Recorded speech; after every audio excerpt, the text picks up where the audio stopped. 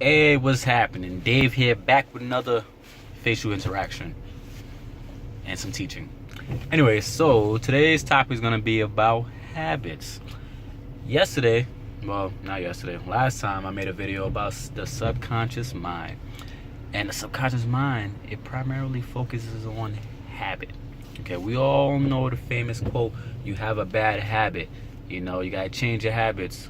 Well, that's not quotes, it's just statements, but anyways, you know what I mean. So habits, what is it, and how can you fix it or implement it or put it in your arsenal and make it beneficial for yourself?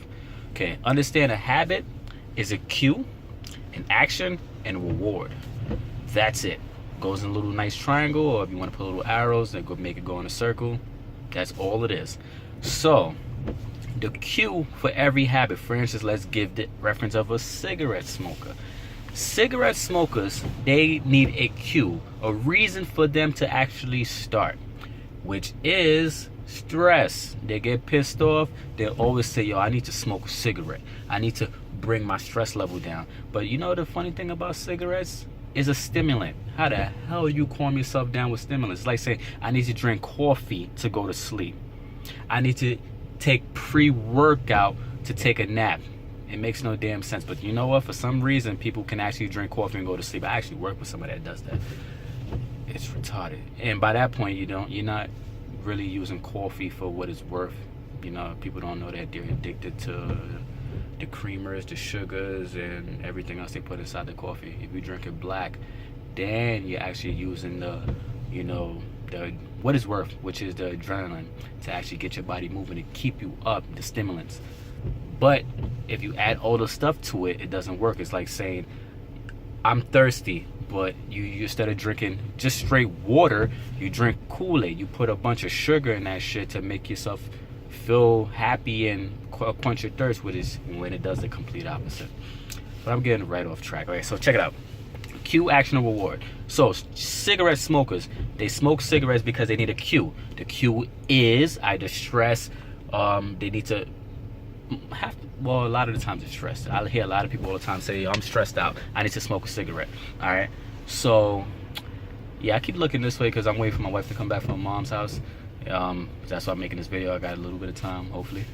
And yeah, they need to smoke cigarettes, so they say, I'm stressed, I'm stressed, I'm stressed. So the action is actually light the damn cigarette, smoke it, get that first, and then boom, they feel like they get a reward because they actually accomplished the goal, right? Do this enough, it becomes a habit. It's because what happens is you get little neurons in your brains. Everything that you do, you get a freaking neuron that actually sends an electric signal of that helps you remember the action that you did or the thought, anything.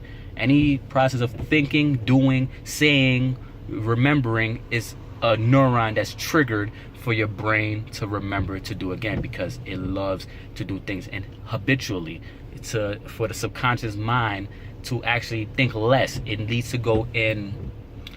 Basically, it needs to do the same thing over and over in order to help you to survive. If you don't remember, just go check the subconscious video that I made and it will tell you all about it.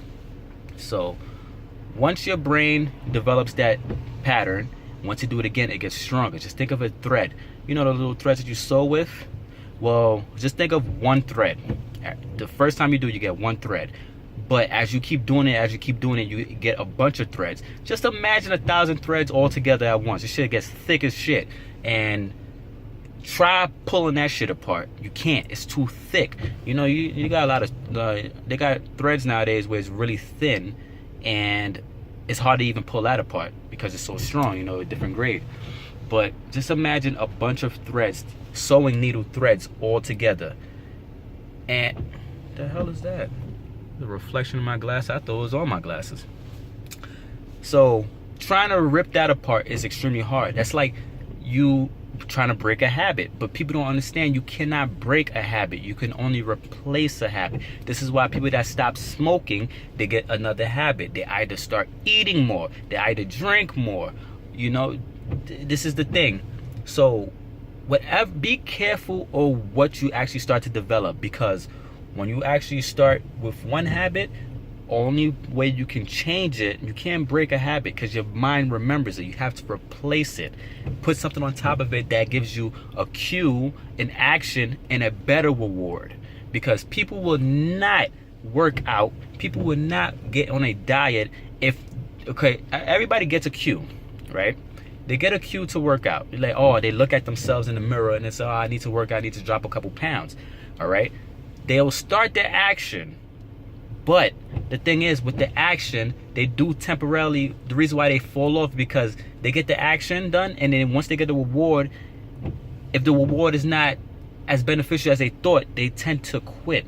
They don't stick to it long enough because you don't have perseverance, you don't have patience, you don't have willpower, all these type of mental psychology triggers that'll help you, that keeps you progressing on, right?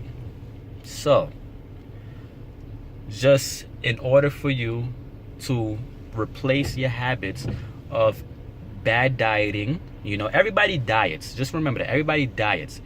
But the thing is, a lot of people have misconceptions on the word diet.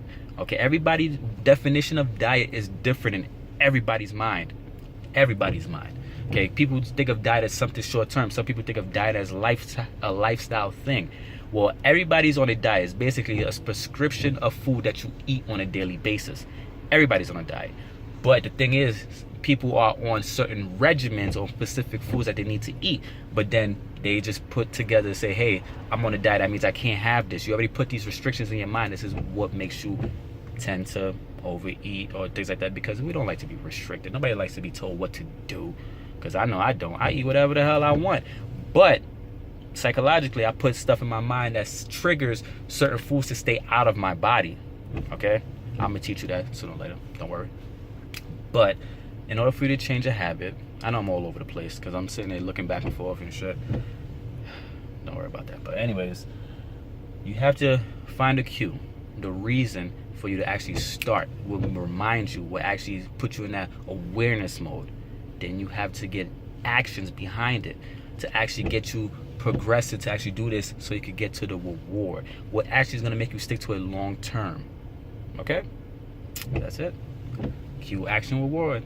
That's habit. This is what your subconscious mind runs off of. This is what you need to know. Okay? So I'll see you next time with another video. That was a video about habit. I know it's long. Pardon me. It's hot as hell in here. Holy crap. Well, anyways, I will talk to you next time. See you in the next video. Hopefully you have a wonderful day, and hopefully you're not as hot as I am. Well, I'll see you later. Bye. Oh, comment, like, subscribe. You know all the good stuff. Share the video. Get it around, you know. Yeah, deuces.